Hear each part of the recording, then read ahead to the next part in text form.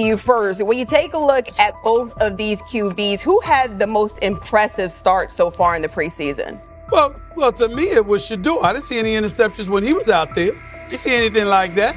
I mean, don't get me wrong. I don't think Dillon Gabriel did a bad job. I was impressed with the brother, but I'm going to go with Shedeur. You know, the pressure was on him. The spotlight was on him. Stephen A. Smith didn't just call out Dillon Gabriel. He held him accountable and made him rethink his comments. The moment Dillon Gabriel spoke and went after Shedeur Sanders, it wasn't a minor slip. He crossed the line and stepped directly into Stephen A. Smith's wheelhouse. And Smith answered with a clear, direct response that left no room for misinterpretation. The comparisons were emanating from the media more so than anybody else.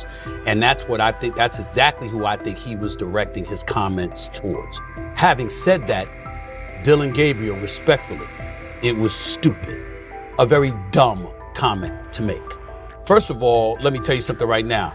In every walk of life, far beyond the parameters of a football field. This wasn't casual sports commentary, it was a decisive critique. Dillon Gabriel's comments were taken apart by Stephen A. Smith with clear, direct points. Gabriel, a quarterback with solid stats but limited top-level achievements, chose to take a public shot at Shedeur Sanders. Shedeur, who has handled sustained media scrutiny and on-field expectations, became the target of an unnecessary criticism. Smith responded by challenging Gabriel's standing to make that claim, and by defending Sanders on the facts. The outcome was clear. Gabriel overreached, and Sanders didn't deserve the hit. Dan Orlovsky would sit up here in comparison to Shedeur Sanders, who did no such thing, and say, hey, thought he looked better. I got to give him the edge here. I thought it wasn't bad. A pick six and a fumble, and we can get over fumbles. Have you heard anybody say that? I know it's possible. Have you ever heard anybody say, we get over? Stephen A. Smith responded immediately. As soon as Dillon Gabriel made his comments about Shedeur Sanders, Smith delivered a clear, point-by-point critique that drew national attention across the NCAA media cycle. Dillon Gabriel has a reputation as a good quarterback, not a dominant one. He can post strong numbers against opponents like Tulsa, but his performance has been inconsistent when the stakes and competition rise to playoff level. Well, those who produce get treated differently than those who don't. What he said echoes the mentality of all of America practically, and most certainly the world, as we see things being globalized more and more every day. It was a stupid, idiotic, immature comment, because clearly you were feeling the heat because a lot of people was talking about how Shedeur should be QB. Dillon Gabriel is a capable quarterback, but not a standout. Even so, he chose to talk down to Shedeur Sanders, a quarterback who has navigated constant scrutiny and pressure and still represents the future of a program that was struggling before he arrived. The comparison was weak. The criticism was unnecessary. Stephen A. Smith recognized that and dismantled Gabriel's argument with a clear, direct response. How the Browns react to this, how the locker room reacts to this, how Shedeur reacts to this, because it was a clear shot at Shedeur. But let's say Dillon Gabriel's talking about the media. How could you be a brand new quarterback in the NFL and the first time you get behind a mic after your first game, you throw the media under the bus? That's arrogance. Stephen A. Smith excels in moments like this. When Dillon Gabriel made his remarks about Shedeur Sanders, Smith responded with a focused, direct critique. He questioned Gabriel's standing to make that claim, noting that Gabriel has transferred between programs and has not been a Heisman finalist. Without theatrics, Smith laid out why Gabriel's resume doesn't justify taking public shots at Sanders. Smith's point was clear. Targeting Shedeur Sanders, a quarterback central to his program's future and consistently under intense scrutiny, was misplaced. Gabriel's criticism lacked the substance to support it, and Smith methodically showed why. Content today on his 42nd I want you to be meaner. Birthday. That's number one. Number two, after the game, the Browns head coach Kevin Stefanski said there was a mix-up in the routes and that players were in the area that they shouldn't have been. Look at Stephen A's face. Look at Stephen A's face.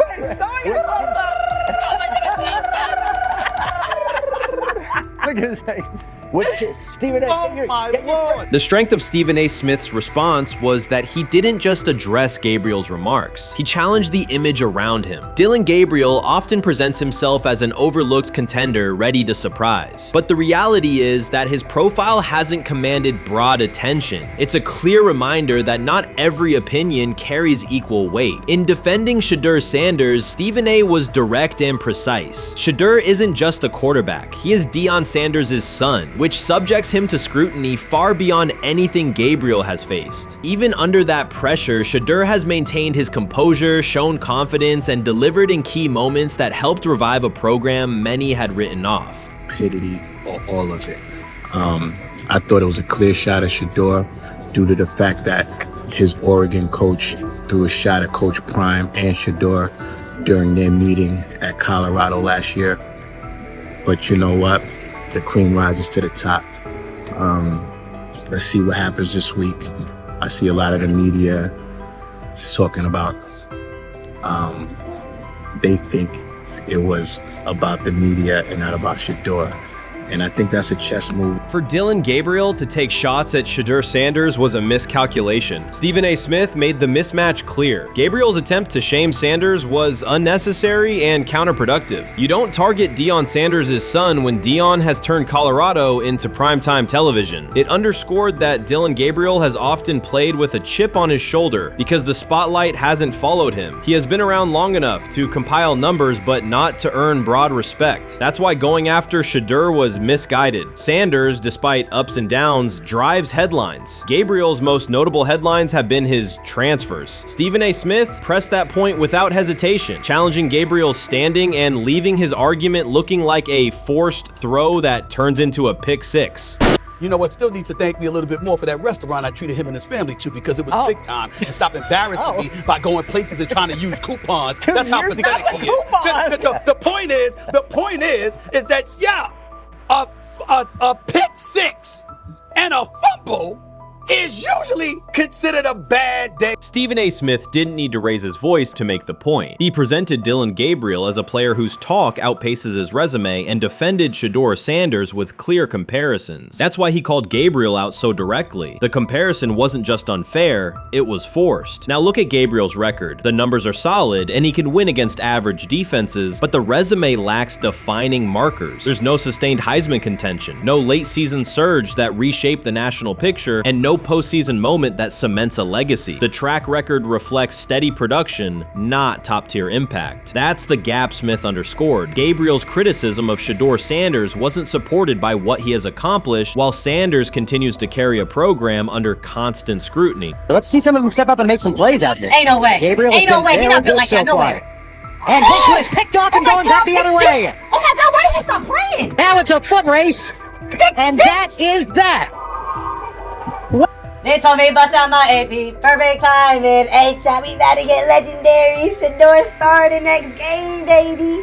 Shout out Dillon though, you know what I'm saying? Bro, I love you, my heart. What am I bigger than cheese, bro? You know what I'm saying? But Shedeur got it. Shedeur Sanders is a national brand who draws viewers for both performance and result. Dillon Gabriel's attempt to diminish him read as resentment. And Stephen A. Smith called out the insecurity and lack of awareness directly. Colorado under Deion Sanders is prime time, and Shedeur sits at the center of that spotlight. If Gabriel expected the sports world to agree while he took a shot at Shedeur, he misread the moment. Smith dismantled the argument and questioned the credibility behind it. Gabriel will move on. He'll keep playing, give interviews, and have fans, but this exchange will trail his media profile as a reminder of a misstep. It's a clear example of a resume that doesn't justify taking public aim at a quarterback carrying that level of scrutiny and responsibility. For the Cleveland Browns preseason game today is that the way that some white folks watched Shedeur Sanders last week is the way that some black folks were watching Dillon Gabriel today. And it's not Dillon Gabriel for Dillon Gabriel's sake. Most folks don't have a problem with Dillon Gabriel. It's what he represents, which is the disrespect of a black person for no other apparent reason than they are a confident black person. Dillon Gabriel thought he was aiming up. Instead, he was placed back among quarterbacks who are good but not great. Stephen A. Smith made the central point. Dillon Gabriel doesn't shape the conversation. Sports are about narrative as much as numbers, and Gabriel's story doesn't move the culture, while Shedeur Sanders does. Smith highlighted that contrast clearly. By the end, Gabriel's credibility had taken a measurable hit. The critique was decisive and sent a broader message to any player considering public shots at Shedeur Sanders. If you step into that debate, you will be held to a higher standard and your resume will be tested. Dillon Gabriel learned that the hard way. You can't fire the owner because Nope. he can't fire himself. Yeah, someone's head's going to roll, unfortunately, in this situation, and it's probably Stefanski and Barry. I saw on The Athletic. I don't think that's fair, by the way. Stefanski, that part. I agree. I was saying the other day on my podcast that Barry should be fired. And I said I wouldn't fire Stefanski, but a couple of people made the point of saying, well, if you fire the GM, you got to give him a chance to hire his own coach, which is fair. That's true. So I would fire Barry. I would hire a new GM. If that GM thinks Kevin Stefanski's a good coach, wants to stick with him. Right. The situation in Cleveland has escalated with the NFL. Sources indicate GM Andrew Barry is prepared to move on from head coach Kevin Stefanski if he refuses to elevate Shedeur Sanders. The Browns are weighing a major quarterback change. Leadership appears to be aligning behind Sanders and pushing for immediate action. This is a high-stakes decision about control and the team's direction. I think it's unfair for me to comment in I guess maybe on behalf of the industry. All I can say is this, the time that we spent with Shedeur, and what he's done throughout his college career is impressive. He's an impressive young man. He's a really good quarterback. Sometimes fit comes into play, and I'd also say this, there are 4 more rounds of the draft, and then maybe lastly, it's less about where you get picked and what you do after you get picked. That's really the most important thing. Getting to know him over the course of the spring, he has a ton of resolve. Andrew Barry appears to be at a breaking point. Pressure from fans and within the organization to play Shedeur Sanders is intensifying. Barry is pushing for a move towards Sanders, while head coach Kevin Stefanski remains cautious about altering the depth chart. The divide is clear. One side wants acceleration, the other a measured rollout. The organization is under heavy scrutiny, and the focus has shifted to when, not if, Sanders sees the field. Has the 4th highest odds of any head coach this season to be fired. He's clearly on the hot seat. It's been a discussion for really a couple years now, dating back to last season's 3-win season. And he's always had kind of hot and cold seasons. And now the sports books are saying he's 4th on the list. Number 1 is Mike McDaniel of the Miami Dolphins, Brian Dable of the Giants at 2, Shane Steichen at 3, and there is Kevin Stefanski plus 650 to be fired. This has moved beyond tension to outright stubbornness. Rather than elevating Shedeur Sanders, the staff has chosen Dillon Gabriel. The current depth chart looks less like a forward plan and more like resistance to change. Fans have been clear about who they expect to see, yet the organization keeps delaying. Every week without a real evaluation of Sanders slows development and blurs accountability. Cleveland is choosing a conservative approach when a decisive decision is needed, sending a message of uncertainty to both the locker room and the city. Now being the 3rd string quarterback for the Cleveland Browns, was that so much was made out of unbelievable. He actually made the team as the 3rd string quarterback. Like that was a big deal. Like that was somewhat of a surprise to a lot of people.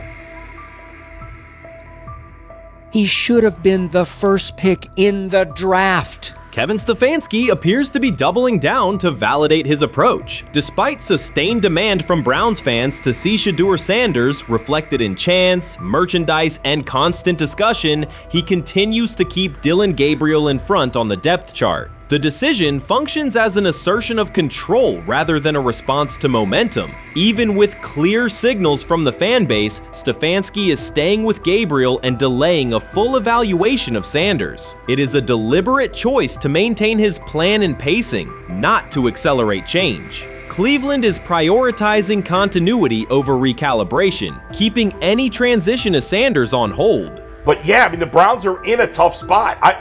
They have wasted. You traded a ton of high draft capital to get Deshaun Watson. You've gotten nothing out of Deshaun Watson and missed an opportunity. who knows who they would have drafted. Now, maybe they would have screwed up those picks and the Browns would still be in bad shape.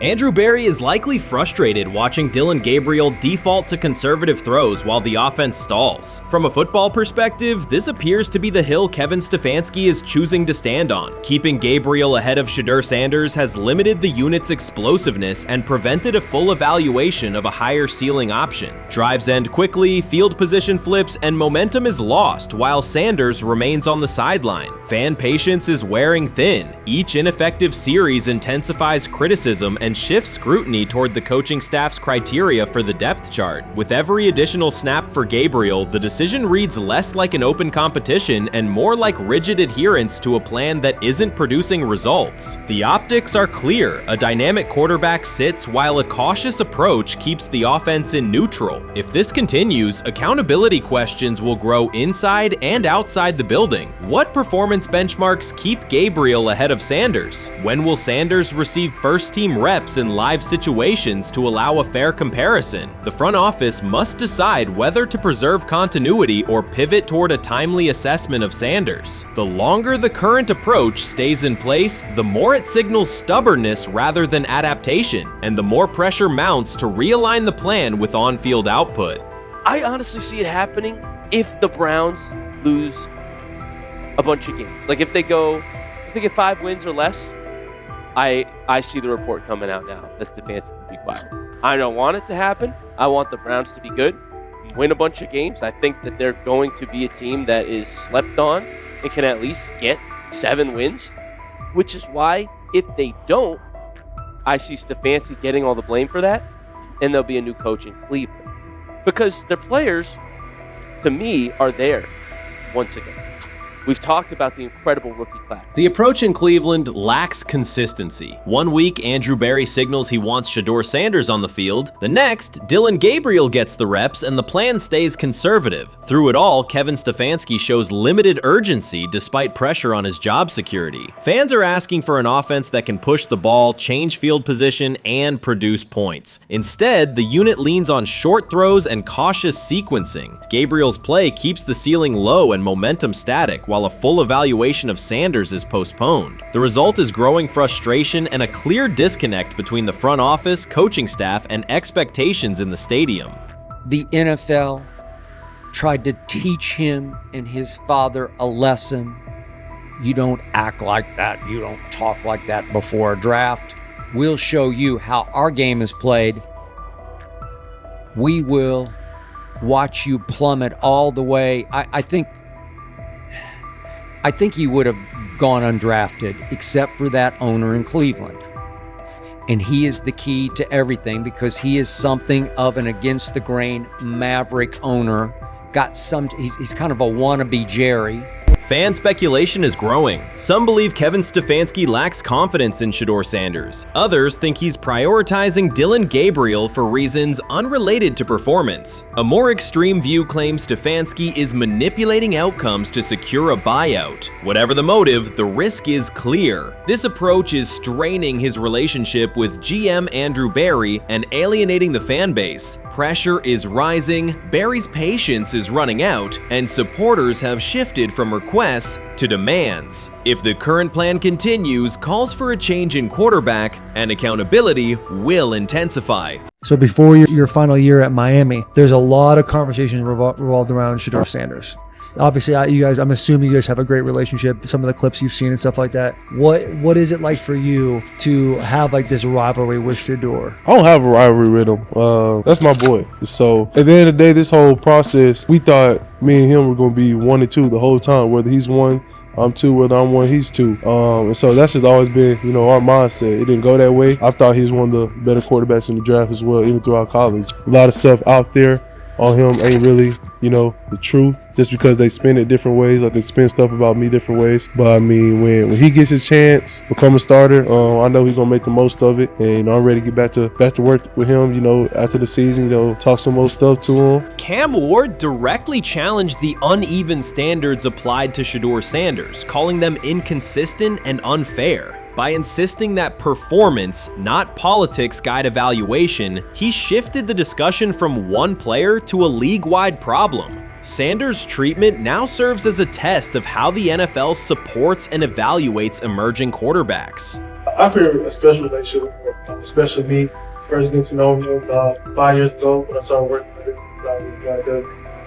But it did surprise me because he's a good quarterback. He doesn't get a lot of the credit that he deserves, especially the plays that he made in Colorado. A lot of quarterbacks and coaches are making those plays. So when he gets this opportunity, I'm pretty sure having soon today that he'll make sure he'll make plays on the field. Cam Ward's public challenge to the treatment of Shedeur Sanders brought the issue into clear view. For months, discussion around Sanders has centered on his profile, major compensation, a prominent Nike deal, and the expectation to stabilize a struggling franchise. Rather than a standard evaluation of a top prospect, he has faced sustained skepticism from analysts, fans, and league voices. Ward's comments underscored that the standards being applied to Sanders diverge from those used with other rookies. By stating it directly, he did more than support another quarterback. He identified a broader problem in how the league responds to young players with significant visibility. The takeaway is direct. Assessments should reflect on-field performance and development, not external narratives. A generational talent.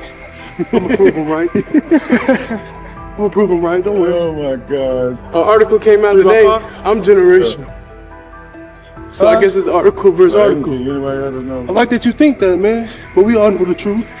What? Trav gonna be first? You generational, I'm legendary. That's cool. We can be legendary. Legendary get their ass. We'll start doing in like 5 minutes. Shedeur Sanders entered the league with more than a playbook. He brought a public brand, a family legacy, and expectations unusual for a first-year quarterback. Before his first regular season throw, he was already positioned at the center of attention. Rather than assess him on that reality and his on-field ability, many voices reduced him to marketing, treating visibility as proof of hype instead of performance. Cam Ward pushed back on that framing. His point was simple: judge Sanders by the same criteria applied to other rookies. With Sanders' resume, production, leadership, and composure, most first-year quarterbacks would be discussed as long-term cornerstones. The evaluation should be consistent, focused on development and results, not perception. This is the process with Shedeur, who I know is a buddy of yours, and how do you think both of you guys will end up doing in the league? I think we'll both end up being one of the best quarterbacks in the league. I just think the work that me and him are willing to put in, the relationship we have to constantly compete each and every day, to better our craft, for ourselves. I just think it's gonna end up paying off for us in the long run. Do you guys kid each other about who's going first and how much does that matter to you?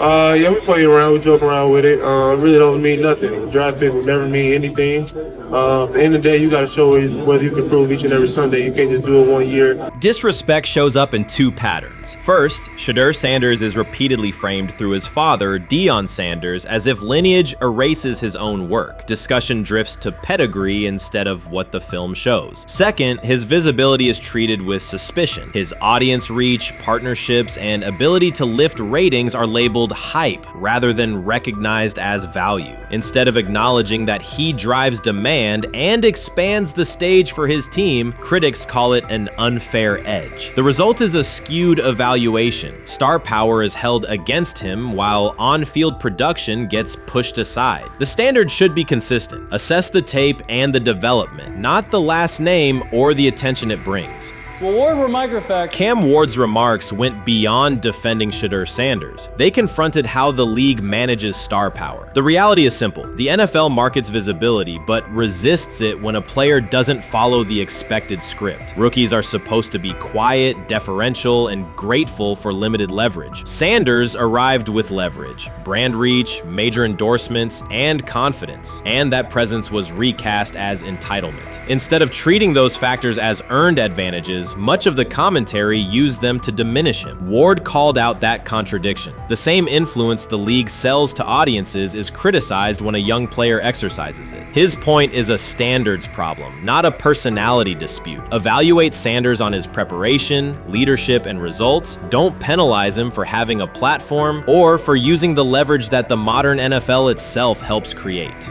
Now it sounds like the Cleveland Browns are going to all but imprison Shedeur Sanders in the football sense. of a very talented rookie quarterback who obviously needs reps, who needs an opportunity, and who now, barring some miraculous luck, will not get the opportunity to play in a single real game. I'm sure many around the NFL are celebrating as we speak. They are chuckling about this. Many in the NFL wanted to teach Shedeur and his daddy. Cleveland became the center of the conversation. With Shedeur Sanders attached to a major Nike partnership, the expectation was straightforward. He should be given real game reps. The Browns instead leaned on Joe Flacco as the default choice, treating stability as the safer path while sidelining a quarterback with clear cultural and commercial pull. Each week Sanders didn't see the field, scrutiny grew. Commentary questioned the value of his contract environment and relevance, and fan debate shifted from development to doubt. That wasn't measured evaluation. It was a delay framed as prudence that eroded confidence in the process. Cam Ward reset the terms of the debate. He pointed to an uneven standard. When veterans or other young players secure significant endorsements, it's considered smart business. When Sanders does it at scale, it's recast as ego or hype. Even the scope of his off-field agreements became ammunition against him rather than evidence of market demand. Ward's position is simple. Use one standard. Assess Sanders on preparation, decision-making, and progression, not on discomfort with his platform. Treat visibility as an asset, not a disqualifier. The issue isn't attitude or branding, it's the consistency of the evaluation. Ward called it directly. The treatment has been unequal, and it should be corrected by aligning opportunity with performance criteria. Fans need to recognize there's not a team in the league he'd start for. Not one. That's not ridiculous, that's not unfair, that's not a vast conspiracy. Shedeur Sanders fans are Angel Reese fans. They're just fair weather fans who don't really give a fuck about the sport. Most of them are just Dion fucking groupies that followed him when he went to fucking Colorado, just like Angel Reese's fans had never watched basketball prior to her playing at LSU, and they followed her to the WNBA and don't know shit about the sport.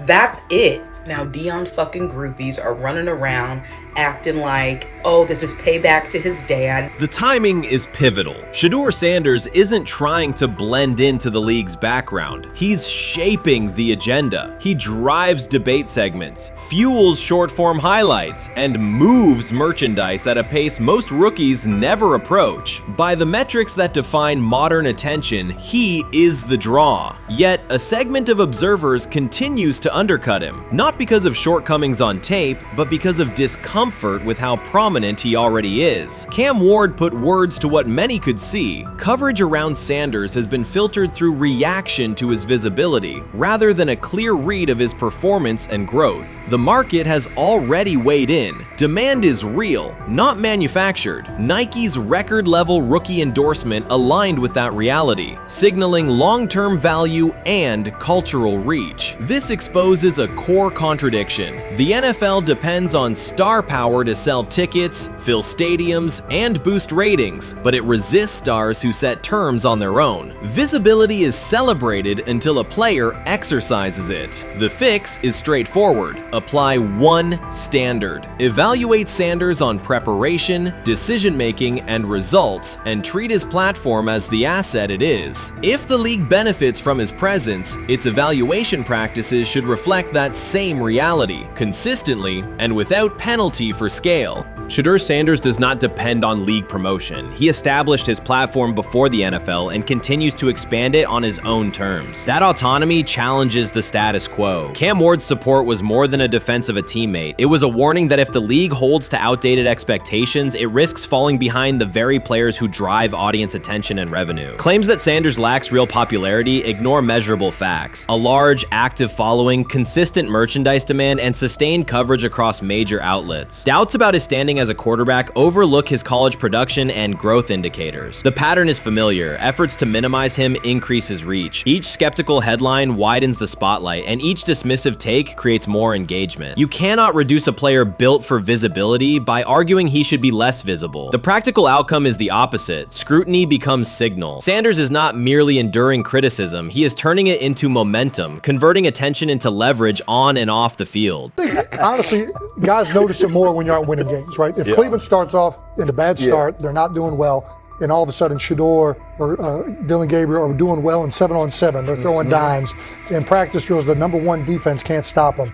People take notice of that, and the more that the players see it, they're gonna then the comments start happening over the lunch table. They start happening throughout the building, and that's when the pressure really will get severe. The Cleveland Browns were focused on resolving their quarterback situation until Jason Kelce made pointed comments that triggered a strong reaction from ownership. The response inside the organization was immediate and intense. What exactly did Kelce say that has the dog pound on edge and the front office under pressure? We seen that miserable game by the Cleveland Browns. So they throw Joe Flacco in there, and I like Joe Flacco. He did good, but they gave him the resource of all the first team guys. Then they throw Dillon Gabriel in there with first teams and second teams. So Dillon always is getting protected. The same thing again, they gave this scrub max protection on every play. Yeah, he completed some passes, but let's talk about his mistakes. He's still inconsistent with his throws, but he at least had max protection.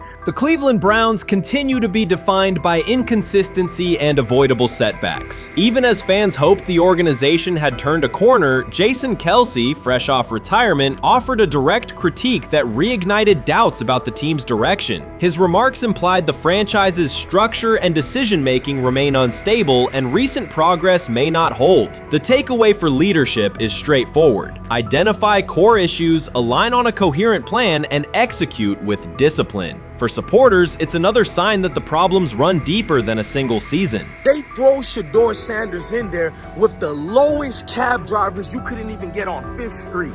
And I'm pissed off, bro, because the play calling was abysmal. Look, even if you don't like Shedeur didn't even get a chance to be trash. Even if you think Shedeur is garbage, he didn't even get a chance to be garbage. That's how awful the offensive line was. Kevin Stefanski still doesn't want to give Shedeur second strings and first strings reps. Why is that? Browns ownership's response shifted from measured to urgent. The pattern is familiar in Cleveland. The team once treated Johnny Manziel as a franchise solution, retained Hugh Jackson for a second year despite results, and invested heavily in Deshaun Watson through a costly trade and contract. These decisions reflect aggressive but poorly aligned planning. The outcome has been continued instability instead of sustained progress. That this was the guy that they wanted to start. He's seasoned, he's experienced, he still has a big-time arm, even at his age, and they open with the Cincinnati Bengals. They wanted that experienced guy. He was always going to be the guy. They were not going to start Dillon Gabriel or Shedeur Sanders in week 1. Kenny Pickett had a hamstring injury. It makes it easy to go with Joe Flacco. And the question isn't and wasn't going to be who's the starter in Cleveland. The question is, who's going to be the backup in Cleveland? Who's going to be the number 2 quarterback when they open the season against these Bengals? Fans still show up season after season, expecting improvement and bracing for setbacks. The usual pattern has been early optimism followed by a gradual collapse. But last season was different. For a sustained stretch, the Browns looked organized and competitive, resembling a functioning team. Couple days, 3 days until roster cutdowns. How do you feel about that? Do you feel like you belong here on this team? Obviously, I think overall as a player, I feel like I put in the work. I feel like everything I do, I try to do it to my best, and that's all I ask for. So I feel like everybody feels like, they should be on the team, and if you ask anybody on the team, would they feel like they belong, in their own eyes. So I feel like I do, but I'm my own player, I think about myself in a high regard. The front office entered the offseason confident. Kevin Stefanski was being praised and the dog pound believed the team had made real progress. Then Jason Kelce delivered a pointed assessment that cut through the optimism. Fresh into retirement, the former Eagles All-Pro and Super Bowl champion said Cleveland still looks like a team patching over issues rather than building a durable contender. Kelce's view was direct. The Browns' structure is fragile, and the roster is too dependent on perfect health at quarterback. He argued the team is one injury away from losing continuity and sliding backward. Because Kelce has operated inside a stable, championship-level organization, his comments carried weight with players, media, and fans. The reaction was immediate. People took his critique seriously, not as outside noise, but as an informed evaluation of how a successful team should be built. Ownership also felt the impact. Jimmy Haslam's response shifted to urgency, a sign that leadership recognizes the stakes. The criticism arrives in the context of prior high-risk decisions, especially the fully guaranteed $230 million commitment tied to Deshaun Watson. Watson has missed time and shown inconsistency when available, and the contract has constrained flexibility. Kelce's remarks highlight why depth, alignment between the front office and coaching staff, and a clear contingency plan at quarterback are non-negotiable. The takeaway is straightforward. Cleveland must convert last season's progress into a stable framework, protect the quarterback, deepen critical positions, and establish a plan that survives injuries and short-term setbacks. Without that, the games that fueled optimism will remain temporary. If you're a betting man, who do you think starts for the Browns at quarterback? Okay, this is the situation. Kenny Pickett, they actually traded for him. Joe Flacco, no one's bringing Joe Flacco in the building thinking Joe Flacco's going to be the starter. If Joe Flacco is your starter, you got a problem. You have a huge problem. And if they were saying Shedeur was the starter as the 5th rounder, you got a real problem too, because he passed over all these guys in these reps in the offseason in shorts, in bikini shorts, Speedos and stuff.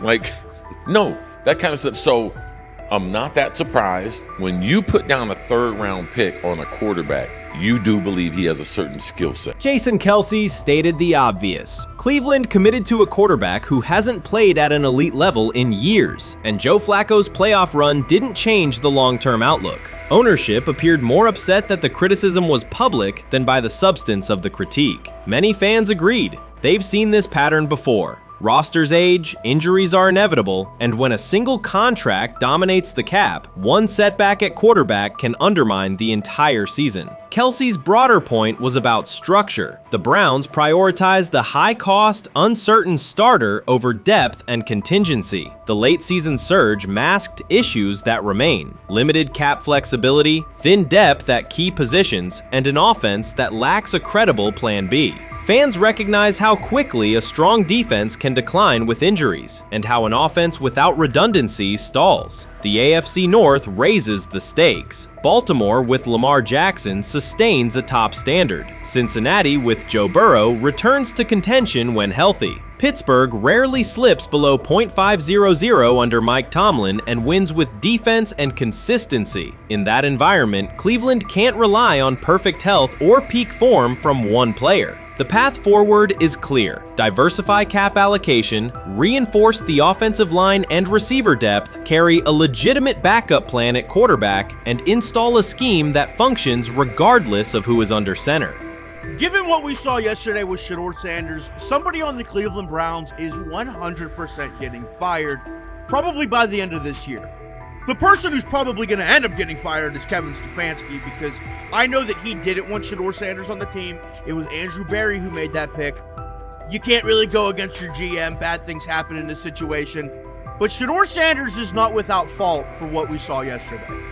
This is the play that we saw yesterday that had the internet just exploding, where Shedeur Sanders took like a 24-yard sack.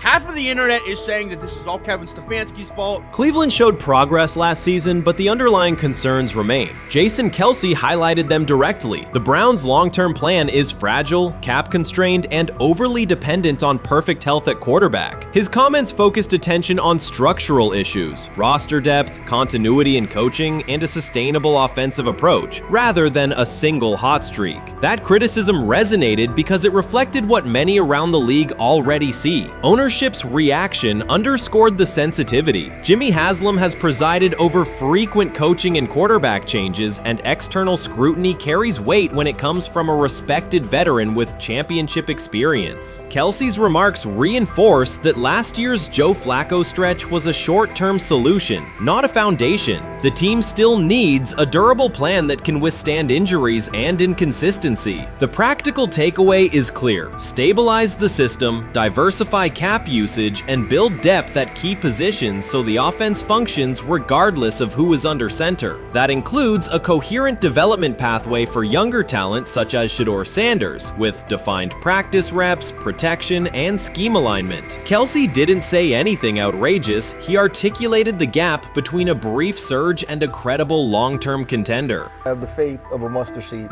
Right, because this is the greatest resurrection since Jesus the Christ. Right, like at some point, Joe Flacco was thinking about getting into TV. Yeah. Right, Joe Flacco didn't have a job, and then now you not only come back and start for the Cleveland Browns late in the 2023 season, but they came back around to you. You're now the day one starter for a franchise that just 2 years ago was in the playoffs. The Browns' quarterback situation remains unsettled. Deshaun Watson was expected to be the long-term answer, but injuries and inconsistent play have prevented him from reaching an elite level. When the team turned to Joe Flacco after Watson's season deteriorated, Flacco immediately lifted the offense and produced results that highlighted the gap between expectations and reality. That a 39-year-old late addition could outperform a $230 million starter was not just a short-term surprise, it raised fundamental questions about roster construction and evaluation. Quarterback depth has been fragile, and the late-season surge masked broader structural problems. Jason Kelsey's remarks made that clear. Cleveland is vulnerable if the starter is unavailable, cap flexibility is limited, and the offensive plan lacks a stable contingency. His critique drew attention to leadership and planning as much as on-field performance. Jimmy Haslam's strong reaction reflects the pressure on ownership.